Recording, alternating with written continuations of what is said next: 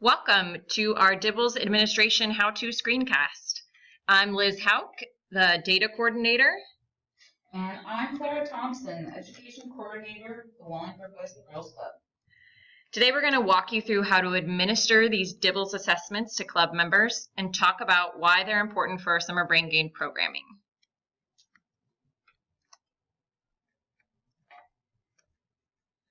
So DIBELS assessments can be thought of sort of as a checkup for reading skills. Technically speaking, they are a set of procedures for assessing early literacy skills from kindergarten through 6th grade. They are designed to be short fluency measures used to regularly monitor the development of early literacy and early reading skills. So here I just want to pause to remember that our big picture goal with summer brain gain is to combat summer learning loss. Research tells us that low-income students are most impacted by learning loss over the summer, and that over time, more than half of the achievement gap between lower income and higher income youth can be explained by unequal access to summer learning. A goal in administering the DIBELS assessments before and after summer brain gain programming is to be able to show how much all of your hard work on brain gain programs has paid off in slowing or stopping summer learning loss for our club members. For our purposes, we're going to focus on one part of the DIBELS assessment, one that measures oral reading fluency. This is a test of accuracy and fluency with which a student reads a passage of text. In this assessment, the student reads a grade-specific passage out loud for 1 minute. The staff member who is administering the test listens and then records the number of words correctly read by the student in a 1-minute period. The result is the student's oral reading fluency rate. Here's some things to know when getting started. The assessment takes approximately 1 minute. You'll begin by choosing one of the offered reading passages and allowing that 1-minute period for the student to read. You'll need a stopwatch or timekeeping device, a printed copy of the assessment, including both the staff scoring sheet and the student reading copy, a writing utensil for scoring, a quiet place to administer the assessment, and a secondary staff, like a CIT volunteer or older club member. You'll have access to packets for each grade level from 1st through 6th grade. Be sure to use assessments at the grade level that a member has just completed. Members coming out of 1st grade, for example, would use the 1st grade packet. Inside each packet, you'll find some instructions and boxes for scoring, as well as several reading passages from which you can choose one to be read by the member. On the left is an example of what the staff copy looks like, with some space for scoring at the bottom. On the right is the copy of the same passage to be read by members. To begin the assessment, have your stopwatch ready and begin by reading the prompt from the instruction booklet. Tell the student, "Please read this," and then point to the passage out loud. If you get stuck, I will tell you the word so you can keep reading. Start here and point to the first word of the passage. Then say, "Begin." Start the stopwatch when the student reads the first word of the passage, not including the title. As they read, make a slash through any word on your copy that a student reads incorrectly or fails to read.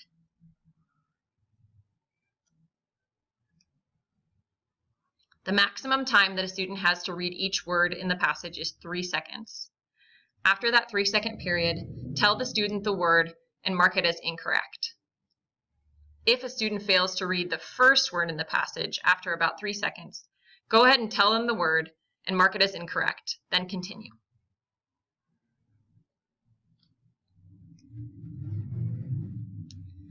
Let the student read through the passage, and then at the end of the 1-minute period, tell them that their time is up and put a bracket after the last word read by the student. Stop the stopwatch and enter your scores at the bottom of your copy of the passage.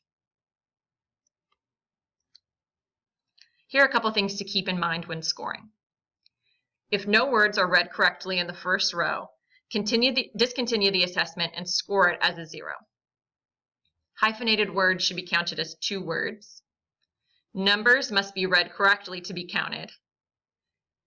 Abbreviations should be read as they'd be pronounced in conversation. For example, MR period should be read as Mr. Mispronounced words are marked as incorrect. However, you can make exceptions for differences in articulation or dialect. Omitted or skipped words are marked as incorrect. Words read in the wrong order are marked as incorrect. Words that are self-corrected by the student within 3 seconds can be marked as correct. Repeated or added words can be ignored. When you're finished with the 1-minute reading period, you're ready to score. Add up the total number of words read up to the bracket and record it on the line for total words.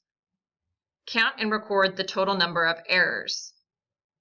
Subtract the errors from the total and record the words read correctly. Now Claire is going to share with us some tips and tricks for administering the DIBELS in the club setting. Hi again, you guys. All right, I'm going to walk you through kind of how I did it. Now, there's a lot of different options for how you can do these assessments. I was lucky in being able to train 2 other staff besides myself to make assessments, and that got us through really quick the high amount of members we had at our club. But at different times, I was also able to just do this on my own. So I know staffing varies throughout different clubs, but so there are plenty of options. All right, so what I would do is I could have a CIT or secondary staff with me to help me monitor the kids.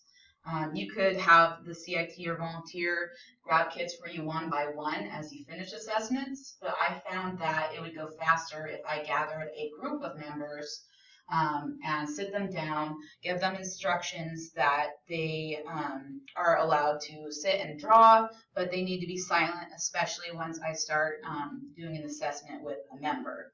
So having a CIT there helped a great deal in keeping them quiet and answering any questions they might run into so that I would remain uninterrupted during the assessment, because the point is to kind of just let the member have a safe space to carry out the assessment without any distractions, just to be fair to the member.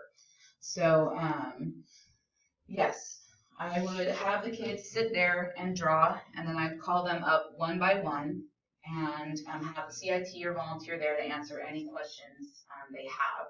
Now, with the timing with the scoring, it worked better for me to just tell my staff, do not score the assessments, just get it done and give them to me. It was really helpful having just one person, myself, be the consistent scorer, because I would find staff kind of not getting how to score it, and it would be incorrect, and I would have to go over them. So depending on what staff you have, there are a lot of different ways you can do it.